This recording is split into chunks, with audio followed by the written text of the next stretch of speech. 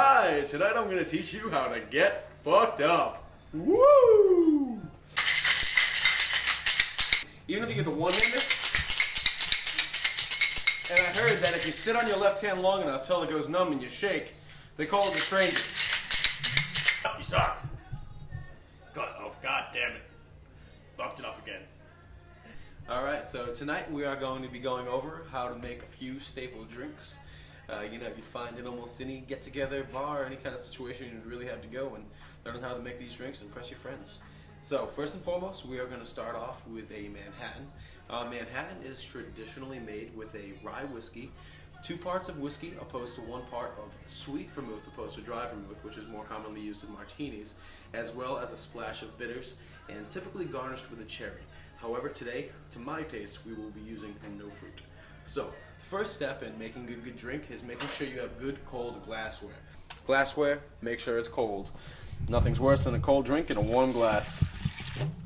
So we'll just allow that to sit in just water and some ice while we make our Manhattan. Here today we are going to be using a Canadian whiskey. So like I was saying, Manhattans are traditionally made with a rye whiskey. Canadian whiskey is widely acceptable.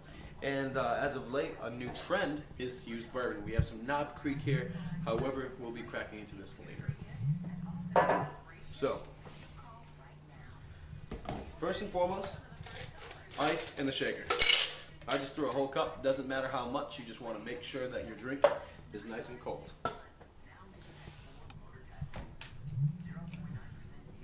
Here, we're going to pour about 2 ounces or so of Canadian whiskey here.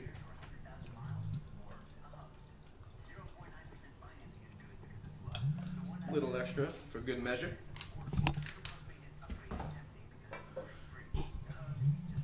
And here we have Martini and Rossi sweet vermouth, as opposed to dry vermouth, which we'll be using later in our martini. And this you just want literally about half as much as you put in whiskey. However, to my flavor, my taste, I don't like that much vermouth. And then just for aroma, these are aromatic bitters. It's in the name. They're extremely bitter in flavor, so you really just want to add a little bit of this into your Manhattan. It's kind of like how you brew beer, and the amount of hops that you put in towards the end is going to make the beer more aromatic rather than changing the flavor so much. So a couple little taps like that is just enough to make it say hello. Put the cap on your shaker. Make sure it's on there good because you don't want to lose anything. Then we're going to put the cap right on top. So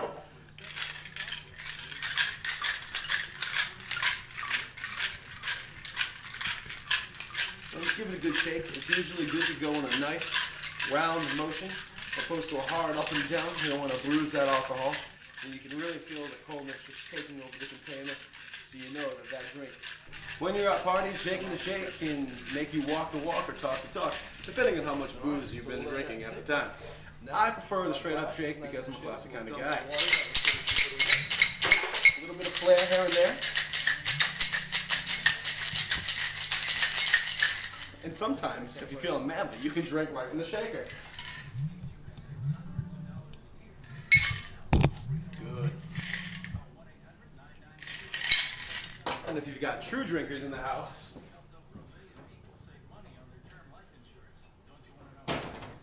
you always get your rocks in the sidecar.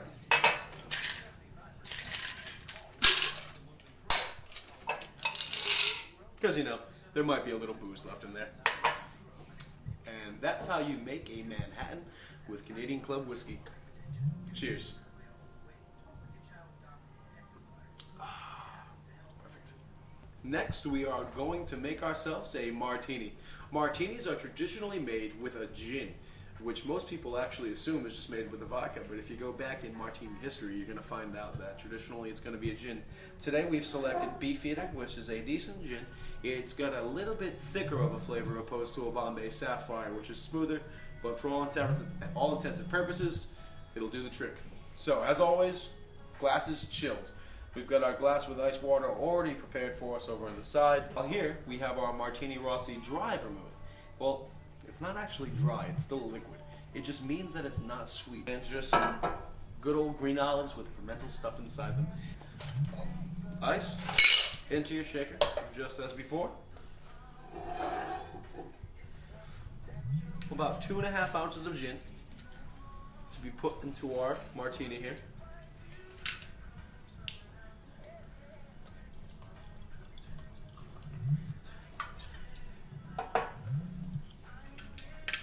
Now you kind of want to do this quick because it's important that you're only shaking it for a little while, no more than 30 seconds. You want this to be shaken for. So, while that's getting nice and cold, we've got 20 seconds to operate with here. We'll empty our water. Here we're making a straight up martini. So we are going to take just a tiny bit of this vermouth and just literally pour it in ever so gently, just to really get this glass wet with vermouth in the bottom. Here we're just rolling the dry vermouth along the sides of our martini, almost so it's pouring out the edge. And it's okay if you miss a little bit because we're actually just going to throw this vermouth right in the sink. So that's all around the edges, nice and coated. Our gin has now been chilling in the shaker for about 30 seconds, so it's safe to take it out. So we give it one more little shake. Pour that right in there. Give it some love. And finally, as a garnish, we're just going to take 3 olives and on a skewer, plug it right in. And there you have a traditional gin martini straight up.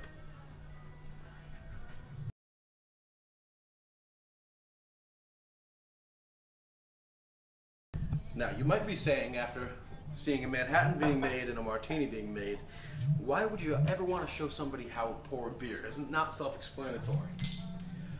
I challenge you at the next keg party you go to pay attention to that keg and that tap and see how many idiots end up with half a cup of foam.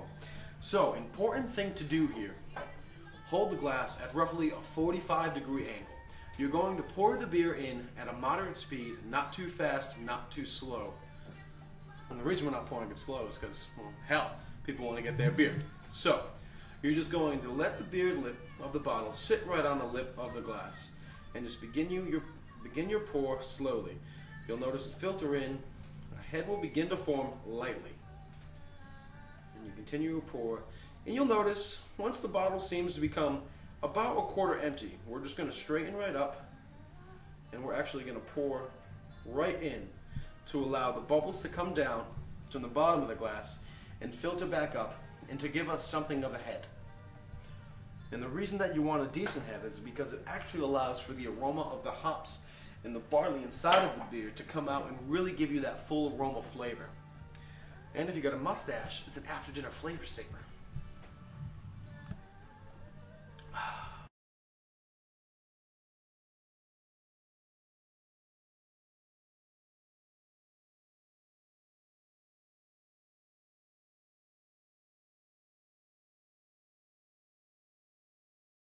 And what you need to have after you're drinking is something really soft. Like this cat here, you'll find that everything is more simple when you just pet the soft little puss puss. Oh, look at puss puss.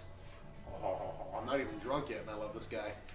Look at his fuzzy little belly. You can do whatever you want with this guy, seriously. You want to wear him like a scarf? That's cool. Wear him like a scarf. You can just put him on, you can go outside. He purrs when it gets too cold, so you know it's time to put him in the jacket. It's fine, you can hold him upside down. You can do this with him. You can make him dance. See? It's a little Alfie dance. You can just hold him like this and he's cute as motherfucking hell. He's a contortionist now. Look at him go. It doesn't matter. He's the Alfie cat. I love him.